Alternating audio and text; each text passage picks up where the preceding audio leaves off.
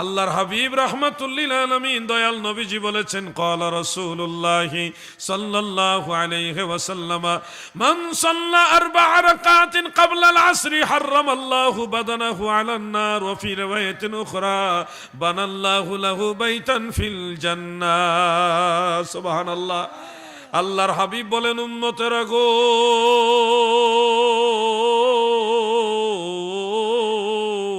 যারা আসরের ফরজের পূর্বে 4 রাকাত সুন্নত নামাজ আদায় করবে, আমার আল্লাহ জান্নাতের মধ্যে স্বর্ণ দিয়া তার জন্য একটা বিশাল দালান তৈরি করবে।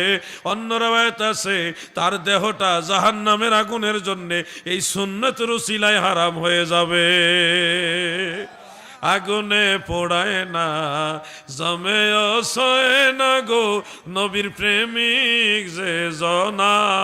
বলুন, আগুনে পোড়ায় না, জমেও সয় না গো নবীর প্রেমিক যে জনা। থাকে যদি সে গভীর সাগরে, নয়তো থাকুক আগুনে। থাকলে কি হয় তার কিসের ভয়, থাকলে কি হয় তার কিসের ভয়, যদি নবীজির মায়া হয়। আগুনে পোড়ায় না, জমেও সয় না গো নবীর প্রেমিক যে জনা। আল্লাহুম্মা সাল্লি মাওলানা মুহাম্মদ ওয়া আলা আলি।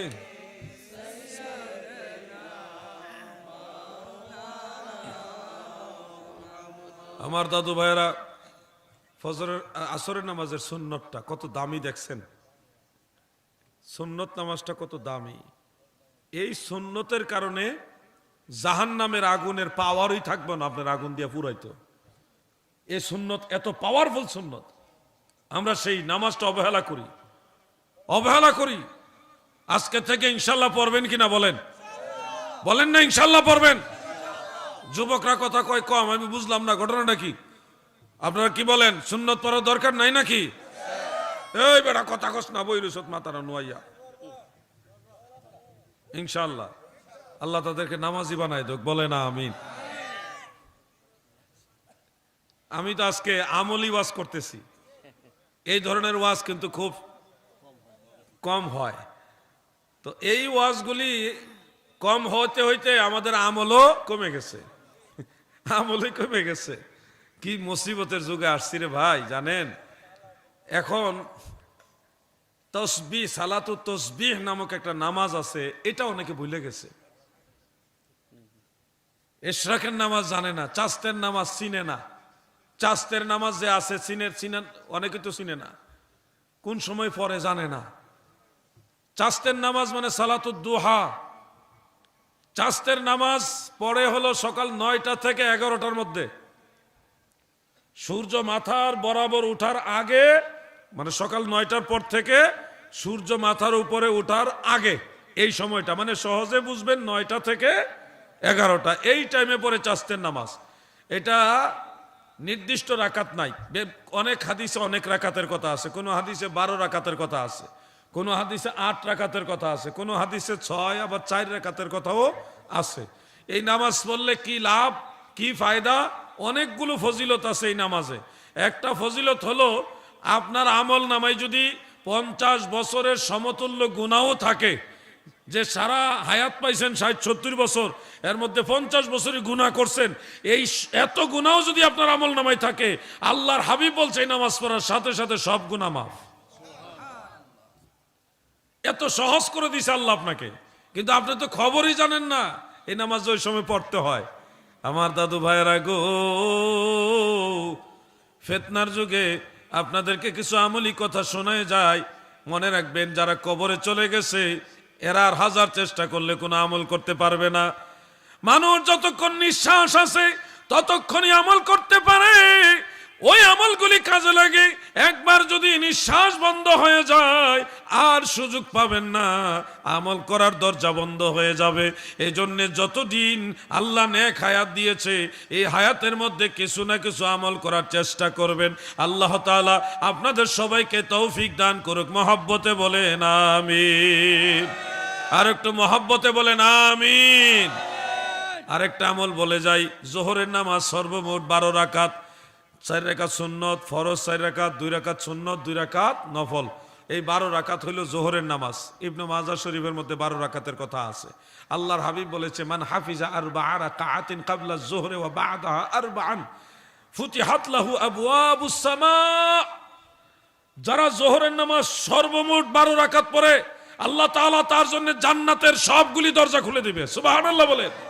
আসমান রাজ্যের রহমতের সব দরজা আল্লাহ আপনাদের জন্য খুলে দিবে। এটা হলো জোহরের নামাজ 12 রাকাত পড়লে লাভ।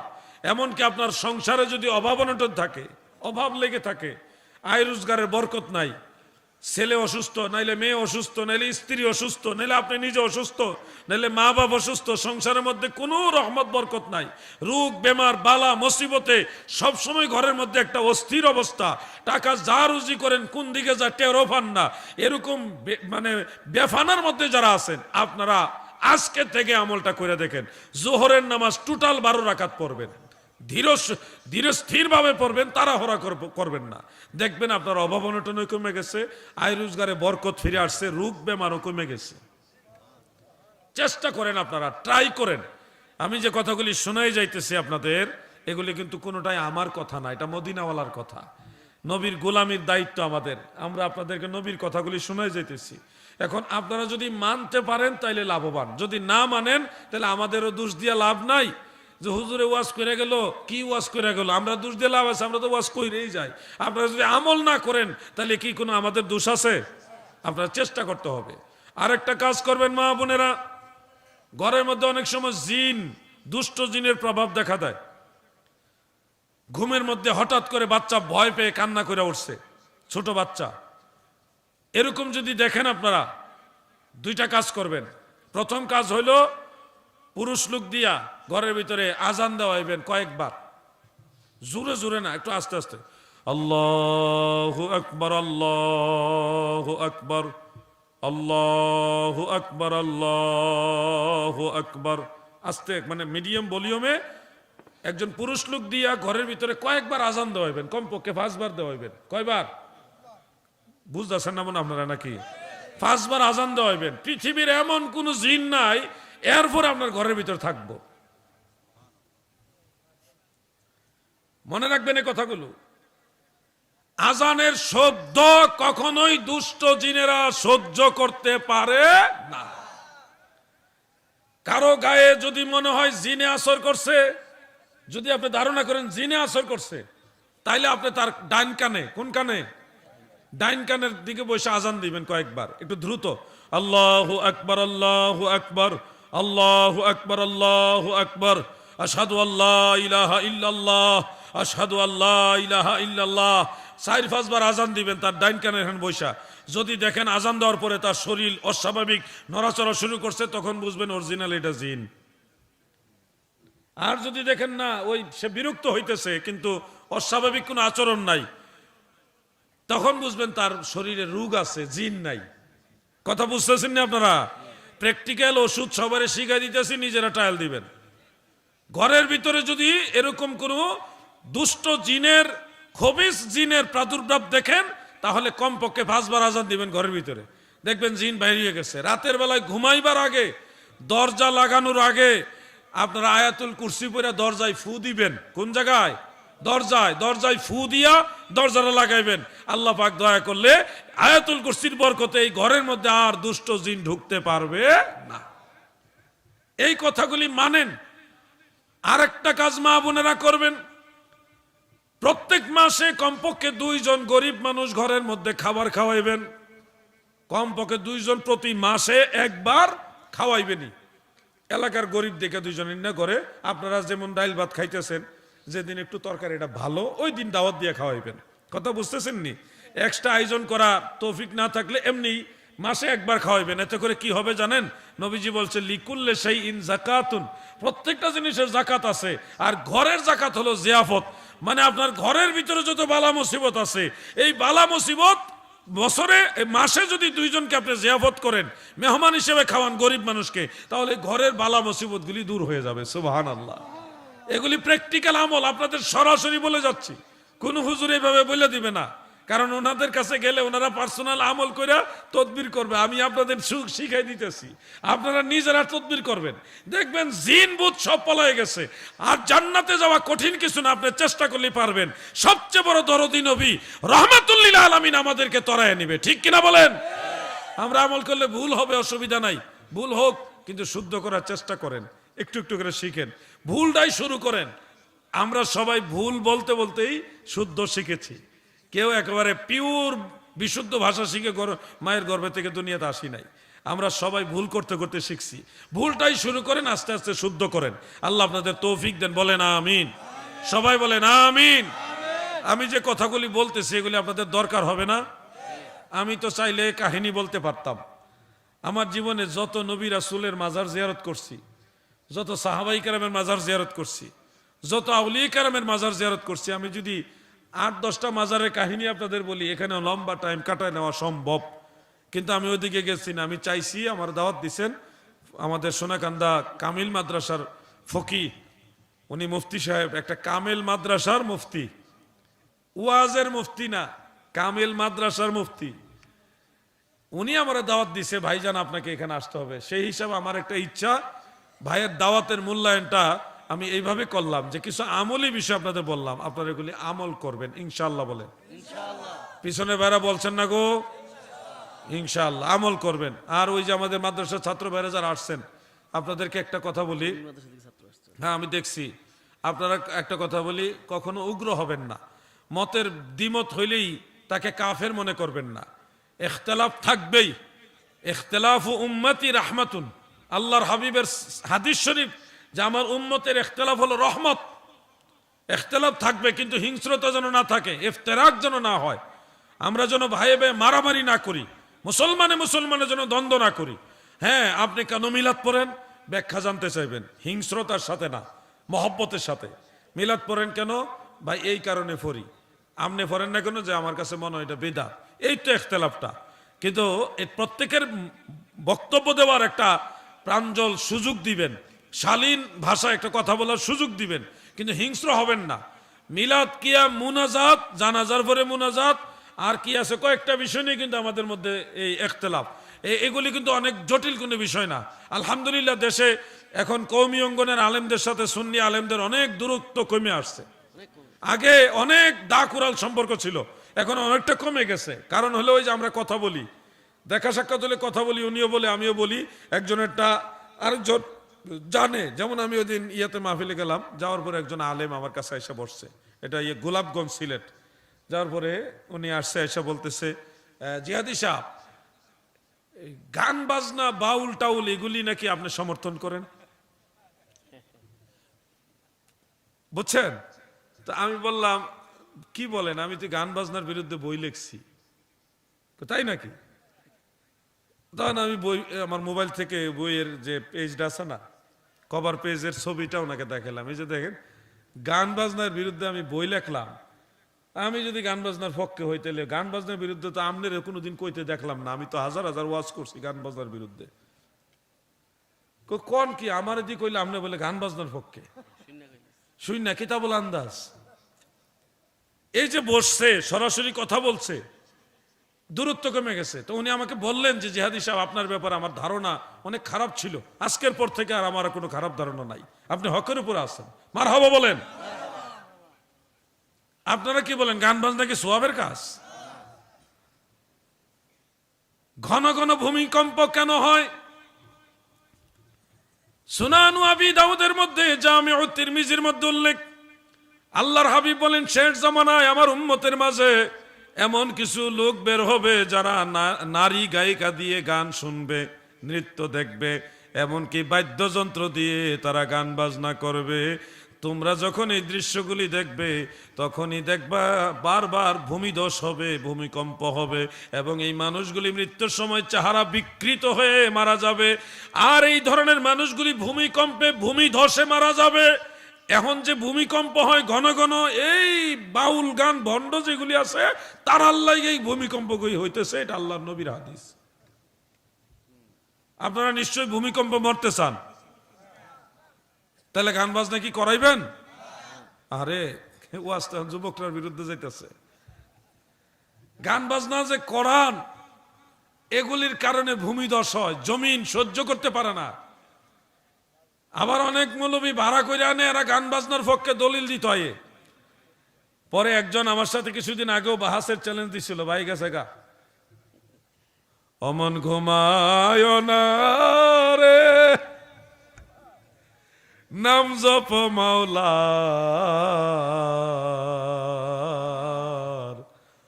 একদিন ঘুমাইবি রে মন, কবর মাজার মন ঘুমায় না রে। আমার দাদা নিশি রাইতে তাহাজ্জুদ নামাজ পড়তে উঠতো, আমি তো ছোট, দাদা এই গজলটা গাইতো। আমি তখন ছোট মানুষ না, যদিও ঘুম ডিস্টার্ব হইতো কিন্তু শুনতে ভালো লাগতো। দাদার আবার কণ্ঠ টনটনা কণ্ঠ আসছিল, আমি আবার দাদার কণ্ঠ পাইছি না, আমার হলো বুম বাস্টিং গলা, কথা বলছেন না। তো এই যে গজলগুলো আগের দিনে পুরান মানুষের গজল, এটা হচ্ছে মায়াবী কণ্ঠ, মায়াবী গজল। আল্লাহ যেন আমাদেরকে এবাদতমুখী হওয়ার তৌফিক দেন। আমনে চা না খায়, উনার আগে চা দেন। চা দরকার কার, আর খায় কেনা? লা ইলাহা ইল্লাল্লাহু লা ইলাহা হক লা ইলাহা ইল্লাল্লাহু মুহাম্মদ রাসূলুল্লাহ সাল্লাল্লাহু আলাইহি ওয়াসাল্লাম। আমার দাদু ভাইরা যেটা বলতেছিলাম, দেন এটা আমার হাতের কাছে দিলে হইব, দিলের কান লাগে শুনেন। বিদাত কথায় কথায় সাধারণ বিষয় নিয়ে বিদাত, বিদাতি, ভণ্ড এগুলি বলে ফেলা ঠিক নয়। যেমন অনেক বিষয় বিদাত আমরা বলি, কিন্তু সব বিদাত উম্মতের জন্য খারাপ নয়। উম্মতের জন্য অনেক বিদাত আছে গ্রহণযোগ্য, এগুলি উম্মত গ্রহণ করেছেন।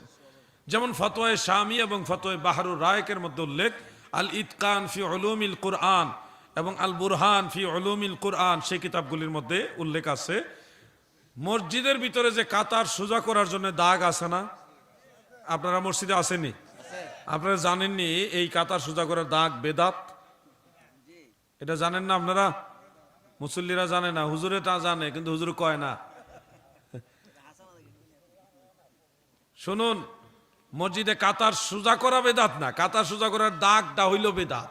এটা নবীজির জামানায় ছিল না, সাহাবীদের জামানায়ও ছিল না। কাতার সোজা করার সুবিধার্থে পরবর্তীতে উম্মতে মুসলিমা তারা এই দাগটা দিছে যেন মানুষ কাতারটা সহজে সোজা করতে পারে। তো এই জন্যে যেহেতু এই দাগ কাতার সোজা করার ক্ষেত্রে সহযোগী, এটা কোনো ক্ষতি করতেছে না, এই জন্যে এটা উম্মতের মুস্তাহিদরা এটাকে ভালো কাজ হিসেবে সুন্নতে হাসানা কিংবা বিদআতে হাসানা হিসেবে গ্রহণ করছে। এটা যদিও বিদআত কিন্তু গুনার কাজ না, এটা জায়েজ বিদআত, বিদআতে মানদুবা মানে সওয়াবের কাজ, এরকম বিদআত। মারহাবা বলেন। সব বিদআত যদি খারাপ কোন বিপদে বেড়ে যাবেন। আপনার এলাকায় ব্রাহ্মণবাড়িয়াতে মসজিদে মিনার আসেনি? আপনারা জানেননি মিনার বিদআত? জানেন না? মসজিদের মিনার বিদআত। রাসূল পাক সাল্লাল্লাহু আলাইহি ওয়াসাল্লাম ও সাহাবায়ে কেরামের জামানায় মিনার ছিল না, ওই সময় মিজানা ছিল, মিনার ছিল না। মিনার আবিষ্কার হয়েছে আউনুল মাহবুদ শরহে আবু দাউদের মধ্যে উল্লেখ, বাদশাহ হেশাম বিন আব্দুল মালিকের জমানায় মিনার আবিষ্কার হয়েছে সর্বপ্রথম। এর আগে মিনার বলতে কিছু ছিল না। তাহলে মসজিদে মিনার আছে, কাবা ঘরে মিনার আছে, মসজিদে নববী শরীফে মিনার আছে, বাইতুল মুকাদ্দাসের আশেপাশেও মিনার আছে, বাংলাদেশের মডেল মসজিদ সব কয়টাতে মিনার আছে, অনেক মসজিদে মিনার আছে। সারা পৃথিবীর মুসলমানরা মিনার এটা গ্রহণ করে নিছে, অথচ এটা নবীর জামানায় ছিল না। তাইলে এটা বিদআত হওয়া সত্ত্বেও কেন গ্রহণ করলো? মিনার তো আর কেউ গুনার উদ্দেশ্য করে না, এটা আজান দেওয়ার লাগে বানাইছিল মানুষ। ওই উপরে দাঁড়ায় আজান দিলে আজানটা চতুর্দিকে ছড়ায় যাবে, তখন মুসল্লিরা মসজিদে আসবে। ওই উদ্দেশ্যে না, মাইক যখন আবিষ্কার হয়েছিল না, তখন আবিষ্কার হয়েছিল মিনার। এই মিনার তো গুনার কাজের জন্য কেউ করে না, সওয়াবের কাজের জন্য। তার মানে এটা তো মানুষ ধর্মের কাজ হিসেবেই আবিষ্কার করেছে। তো এটা তো বিদআতে মানদুবা, এটা যদিও বিদআত কিন্তু নাজায়েজ না, এটা জায়েজ বিদআত। মারহাবা কোন। সব বিদআত খারাপ কইলে বিপদ। কুল্লু বিদআতিন দলালা। কুল্লু শব্দটাকে যে কয়টা অর্থ দেয় এই বিষয়টা আমাদের অনেকে জানা নাই। পাইকারি দরে সব বিদআত খারাপ বানাই দিতেছে। অথচ ইমাম সাহেব মুসল্লির বাড়ি 3 বেলা খাবার খাওয়া, এটাও বিদআত।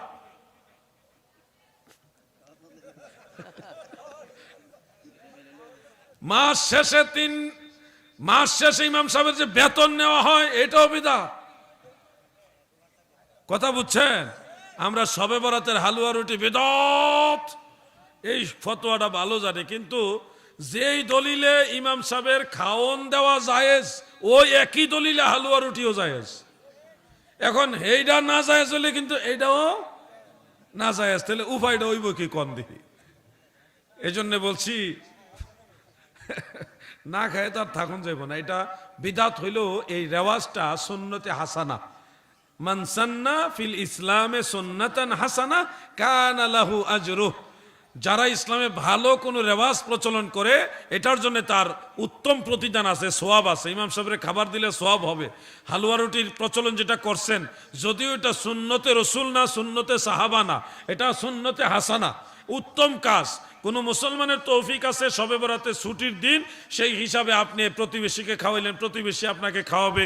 এটা যদিও সুন্নতে রসুল, সুন্নতে সাহাবা না, এটা সুন্নতে হাসানা হিসেবে সোয়াবের কাজ। আইয়ুল ইসলামি খাইরুন ক্বালা তুতঈমুত তুআম। মানুষকে খাবার দেওয়া সর্বোত্তম কাজ। সুবহানাল্লাহ বলেন। যেই দলিলে মাহফিলের সিন্নি তাবারুক জায়েজ, ওই দলিলে হালুয়া রুটিও জায়েজ। মাহফিলে সিন্নি দিলে কারো কোনো আপত্তি নাই। মাহফিলে বিরিয়ানি খাওয়াইলে সবাই খুশি, খিচুড়ি দিলেও বেজার না, জিলাপি দিলেও খুশি।